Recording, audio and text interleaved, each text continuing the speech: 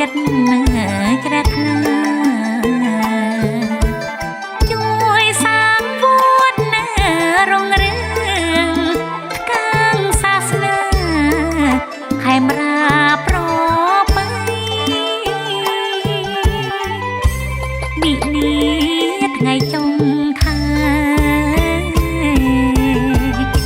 យើងខ្មែរខំលោកលីមកសាងបនកោសលទួលផលប្របីជួបតែសុខសួស្ដីគ្រប់ទិនរាត្រីអំណាចបុណ្យសីមាជួបតែសុខសួស្ដីគ្រប់ទិនរាត្រី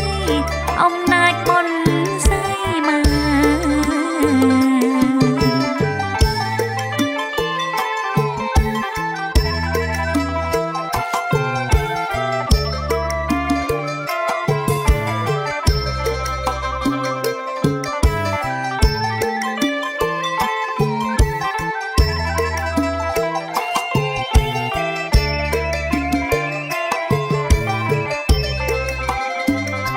វិហារអើយវិហា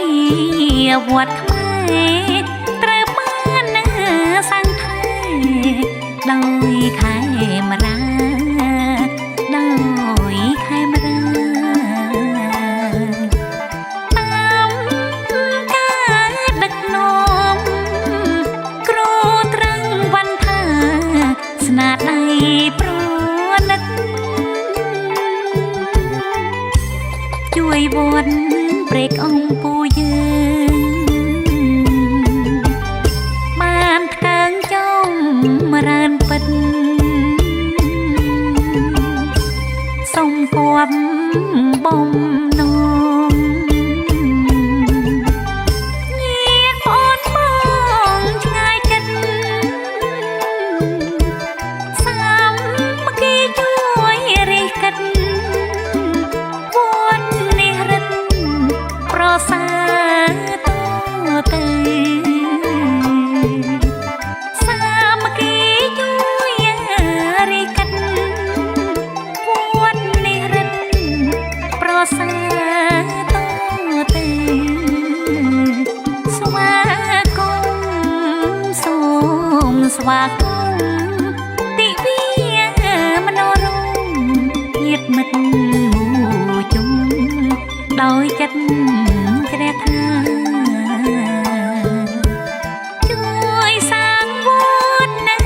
រងរឿងកាងសាសនាខេមរាប្របី